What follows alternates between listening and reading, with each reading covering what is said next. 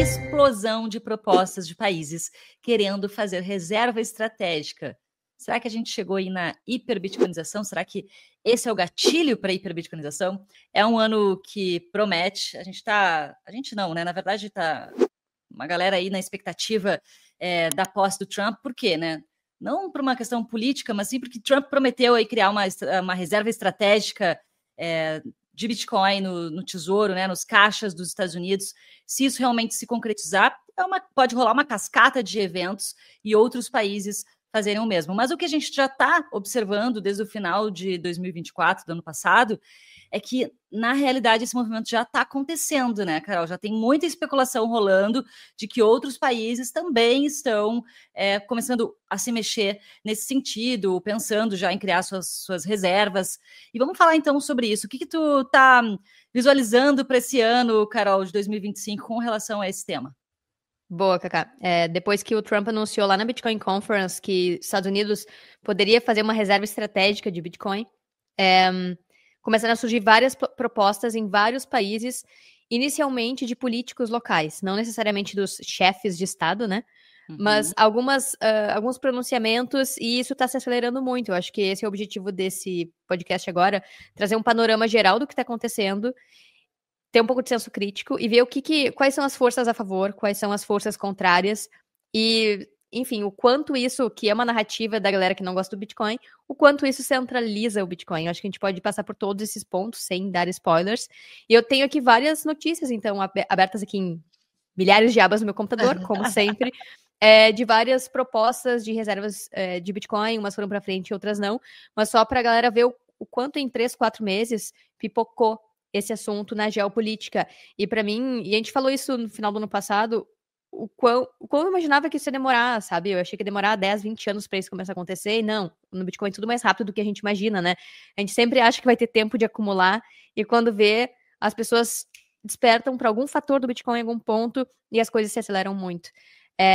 Então, posso compartilhar minha tela ou se tem algum comentário para fazer sobre isso? Bora ver essas notícias aí. Eu tava rindo antes, Carol, quando tu falou das tuas 1000 abas abertas. Eu sei quantas abas eu tenho nesse teu computador. É impossível de mexer no computador da Carol, gente. Eu não sei como que ela se acha, são milhares de abas. É que eu vou me deparando com conteúdos e notícias e vou guardando para depois. Isso vai para esse podcast, isso vai para essa aula, isso vai para lá, isso vai para cá. Então eu fico guardando porque se eu fecho, depois é muito mais difícil de eu encontrar ou de produzir conteúdo ou catar onde é que eu deixei. Então nas abas, enquanto está aberto, significa que eu ainda vou usar e depois que eu uso eu fecho. É o meu esquema, né? Cada pessoa tem o seu de se organizar. Como é que é? A bagunça organizada, se fecha minhas abas, eu fico louca. Bom, então hoje tu já vai eliminar algumas abas. Mostra aí, então, o que tu separou das notícias. Tá, vou compartilhar aqui, peraí. Avisa quando aparecer. Esse gráfico aqui não é bem uma notícia, mas isso é o que está chamando atenção globalmente, né, para o Bitcoin. O quanto o Bitcoin está acelerando e conectando no que eu falei antes e está avançando em relação a ele mesmo e a vários outros ativos. Então, esse gráfico aqui ele mostra o volume de ativos, né, em dólares, em cada ETF de Bitcoin e ouro. Então, aqui está a comparação do ETF de ouro e de Bitcoin, da BlackRock, então a mesma emissora. Em laranja, o ETF de Bitcoin, e em preto, o ETF de ouro, desde que ele foi lançado em 2005. Então, o ouro demorou, enfim, 20 anos ou 19 anos para chegar em 33 bilhões em ativos sob custódia em dólares, né? Enquanto o ETF de Bitcoin, em menos de um ano, ultrapassou os 33 bilhões de dólares e já está em torno de 57 bilhões de dólares em Bitcoin sob gestão da BlackRock. E aí isso me traz muito aquele gráfico que fala das curvas em S versus as curvas em I e em J, né? Que são as curvas de adoção de novas tecnologias. Esse gráfico, não tenho ele aqui, mas a galera do Bitcoin Starter já viu, a gente já mostrou também aqui em alguns episódios, o quanto novas tecnologias têm uma adoção muito mais rápida que tecnologias mais antigas. Então, se a gente pega celular, computador, ou até mesmo carros, geladeira, fogão, tem todas essas tecnologias nesse gráfico antigo, mostra que a adoção é em S, então demora anos, décadas, e às vezes depois de 50, 30 anos que praticamente 100% da população tem essas tecnologias. E tecnologias mais jovens, como a internet, como smartphones, como, enfim, o próprio Bitcoin, essa adoção, ela não é mais em S e demorada, ela é em J ou I. Então ela demora um pouquinho, quando ela pega a adoção, ela sobe rápido para cima. E dá para ver essa discrepância perfeitamente quando a gente compara o ETF de ouro versus o ETF de Bitcoin. Então, o ETF de ouro aqui, o preço dele faz como uma curva em S, então tem fases de adoção, e a gente observa o ETF de Bitcoin praticamente como um I, né? Ou um J aqui, direto para cima. Então, eu trouxe isso para embasar que, imagina vários países, vários economistas, vários chefes de Estado olhando para isso, olhando para Bitcoin, a performance dele, percebendo o grau de adoção, e é aí que a teoria dos jogos entra rachando. Bitcoin é um sistema financeiro alternativo, um dinheiro soberano, que não é de nenhum país, mas traz soberania para as pessoas, e que as pessoas podem adotar de forma independente. Eles não têm como destruir o Bitcoin, já tentaram destruir e proibir, mas as pessoas podem comprar de forma direta. Se eles não estudarem, se apropriarem, inserirem Bitcoin dentro das suas estratégias, eles perdem. E é por isso que a gente está vendo vários anúncios de pessoas, de políticos, de gestores, globalmente, se conectando ao Bitcoin e trazendo estratégias de Bitcoin, que é o que eu vou trazer agora, tá? A gente viu recentemente que um político, um gestor do Japão, que inclusive o nome é Satoshi, propôs criar reservas estratégicas no Japão. Essa proposta até já foi descartada, foi negada, mas o que eu quero trazer é que isso é uma pressão. Uma pessoa vai lá e faz um pedido, outra pessoa vai lá e faz outro pedido. A gente viu recentemente que na Amazon, na Microsoft, os próprios acionistas estão fazendo pedidos e solicitando para que os conselhos criem caixas de Bitcoin, e agora a gente está vendo isso quando se trata de países, né? Então, inclusive, a Amazon, Carol, a Microsoft já descartou, né, no final do ano passado, essa possibilidade, pelo menos por enquanto. E a Amazon, a princípio, vai ser agora no início do ano, né, que vai rolar essa votação. Então, não se sabe ainda o que vai acontecer com a Amazon, é uma decisão importante que vem pela frente. Sim.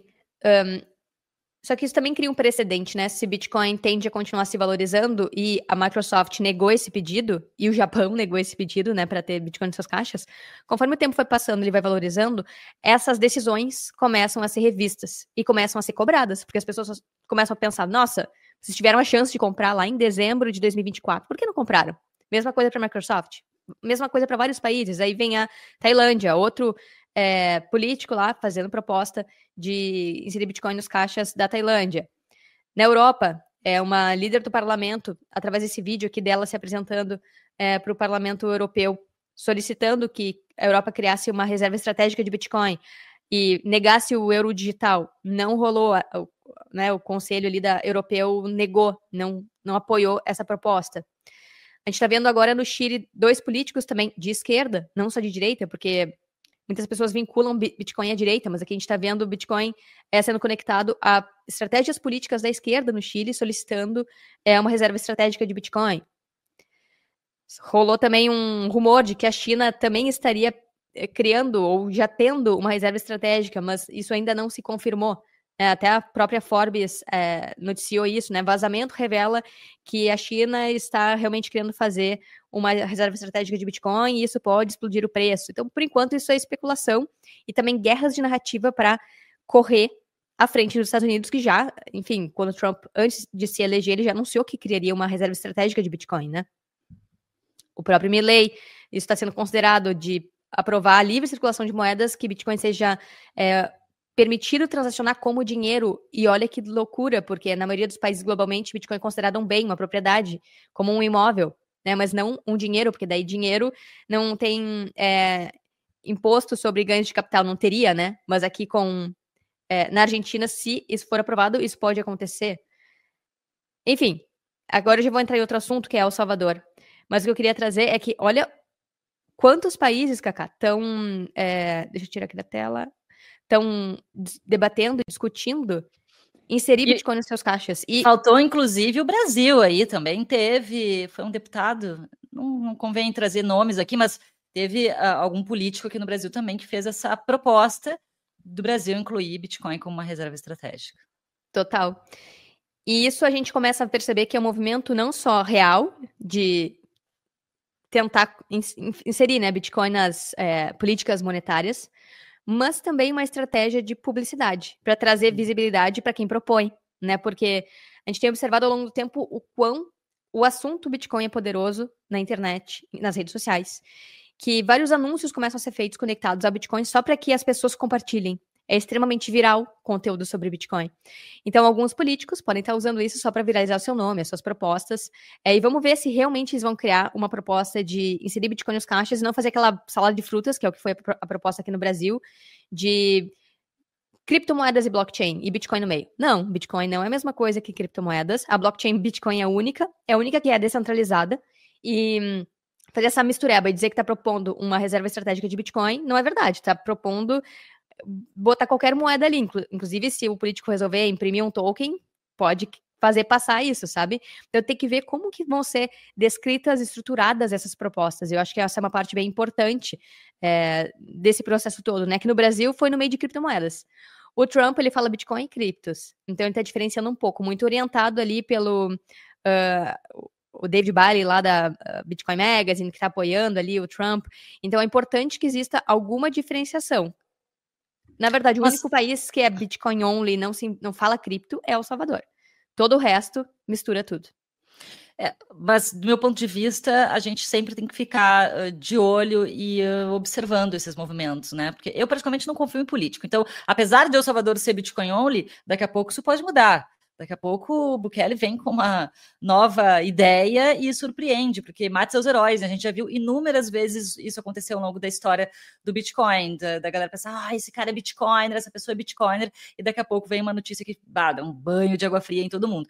Mas é bonito de ver o que o El Salvador está fazendo desde 2021, né, na vanguarda aí da adoção do Bitcoin. Não é à toa que Milei, Elon Musk, Trump já se encontraram com o Bukele, e o Bukele, de repente, ganhou a cena, que antes El Salvador nem era conhecido, nem era lembrado, ninguém sabia direito de onde ficava El Salvador, e agora El Salvador se inseriu geopoliticamente de uma forma que até então não era vista. Agora, Carol, será mesmo que os Estados Unidos eles vão criar essa reserva aí de Bitcoin real oficial, né? Porque essa é a grande expectativa para 2025, fora que, claro, a gente teve o ano passado, 2024, o halving do Bitcoin. Esse ano existe a expectativa do Bitcoin subir, né? A gente está num ano de bull market. Então, assim, a gente tem muitos elementos, muitos ingredientes nessa panela, né, do Bitcoin para esse ano. Assim. Então, esse seria, digamos assim, um dos elementos bem interessantes, assim, na história do Bitcoin, se isso de fato se concretizar, né? E é um movimento que vai ter um impacto global, economicamente falando, né? Porque a gente está falando de uma das maiores economias do mundo. Será que isso realmente se concretiza? Porque isso vai ser uma chancela gigantesca para Bitcoin.